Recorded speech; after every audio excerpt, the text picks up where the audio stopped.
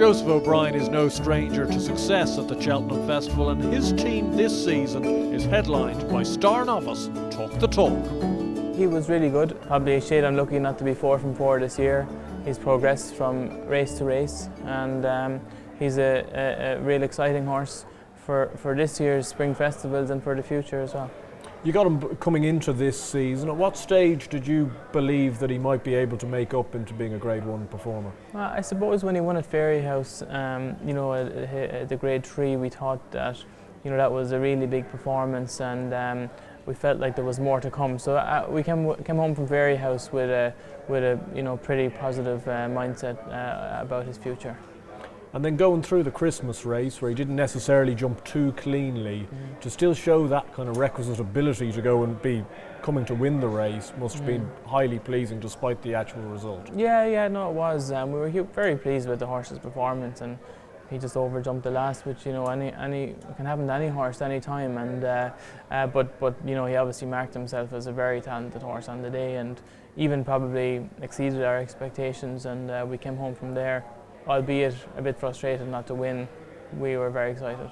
And looking back at the Dublin Racing Festival race, he was held up, slow enough gallop. Actually, quite a lot of things went against him during the race, so it can be marked up how well he did to win. I think so, and I think the second and third are two high-class horses.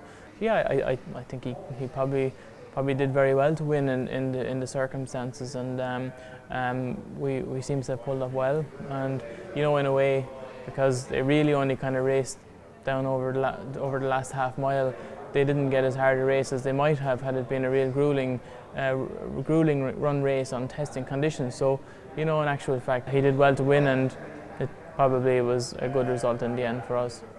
I heard you mention after the race you were almost prepared to accept that he might be beat getting ridden the way he was going to be ridden, but you almost needed to get that learning into him. Yeah, and particularly off the back of a fall, we wanted him to have a good experience at the DRF, and JJ just set out and left him relax through the first part of the race. He got a lovely rhythm and got a smooth run home, and we knew that on paper there probably wasn't a huge amount of pace, and that it was going to get tactical, and maybe we get out sprinted, and probably thought that was going to be the case, jumping the second last, but it's fair to say that he exceeded our expectations from there home. And you must have been very pleased with how he jumped, and it does seem that his jumping is kind of coming together run on run. Yeah, to be honest, he's always been a very good jumper, and but he has made a couple of silly mistakes in races, and I'm not too worried about his jumping over the course of his career. He's got better with every run, and I think he has good attributes, and he has a good technique that he will hone it, with experience. Looking at Cheltenham with him, you've got obviously the options of the Supreme or to go up in trip in the Turners, but I get the impression you're keen to stick at the 2 mile trip. Yeah, that's our feeling at the moment. We think it's the right race for him. We probably would like to go out and trip with him eventually, but at this stage of his career, we think the Supreme is probably the obvious race for him. It will be discussed with his ownership in the meantime, but I'd say that's probably the most obvious race for him. And what do you think of the demands of the Supreme that will really suit this horse's ability? Yeah, well, I suppose we don't really want to just go past 2 miles yet, we can do, but I feel like a strongly run race will probably suit him well, and maybe the Turners tend to be a little bit more tactical, albeit probably on paper it's looking like it might end up slightly softer, but I don't know if there's such thing as a soft Grade 1 novice hurdle at Cheltenham, so we'll put him in what we think is the best race for him. Solness was a little bit disappointing at the Dublin Racing Festival. What did you put that down to, ground? I don't know. I think he just didn't get to dominate the race like he often does. Madgeborough really put it up to us over the first couple of fences, and he's pulled it up well, and he loves Leopardstown, and he hasn't been as good at Cheltenham in the past, but if conditions are suitable we might let him take his chance. He's come out of Leopardstown well. Do you think it's an absolute necessity that he has to go out and kind of dominate a race the way he does?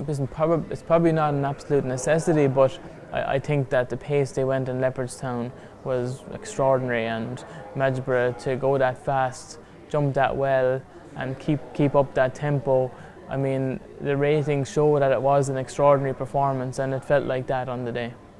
Home by the Lee, was great to see him back in the winner's enclosure in the Galmoy hurdle, kind of slugging it out as well. Great to see him back. Yeah, absolutely.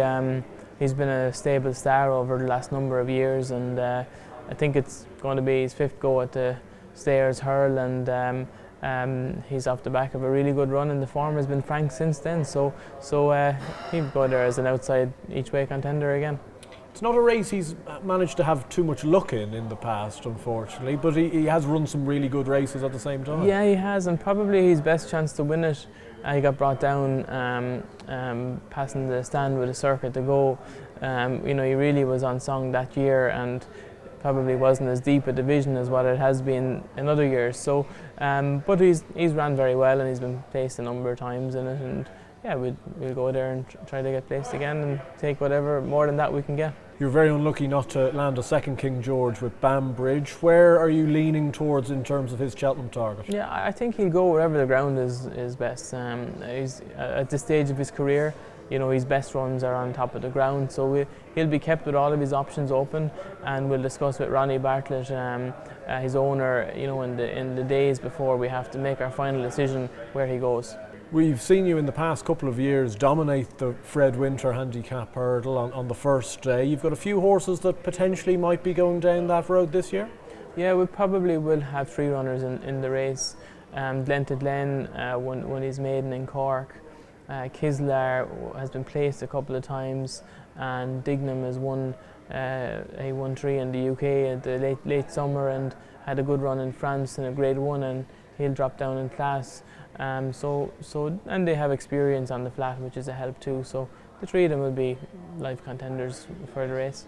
And as you say, Dignam went over and ran into possibly the best French juvenile, Lepel de Burle, last time out. Has he been put away with this type of a race in mind? Yeah, he's been put away for a break because he had a busy time. So he had a kind of a winter break with a view to coming back in the spring. Of the other 2, Glen to Glen, as you say, won quite impressively down in Cork. He seems to be a horse that's just going to getting the hang of things run on run. Yeah, he has obvious credentials, and he won the same race that Put Your Hands Together won before he went on to Cheltenham, so it's a route that works well, and we feel like he has the right attributes for a race like the Fred Winter.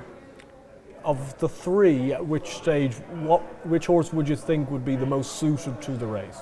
Yeah, sure. It's probably hard to say, but maybe Glen to Glen might have the the right credentials. Looking at some of the other races, Duke Silver won a Pertemps qualifier at Christmas time at Leopardstown. Will he go to the Pertemps? Yeah, he will, and he actually ran well at the DRF too, because he hates soft ground and it was heavy, obviously, and he snuck into the race, and we finished 7th or 8th, but he went through the race nicely, and I thought it sets him up well for getting back on some nice spring ground. I think he'll be a live outside contender.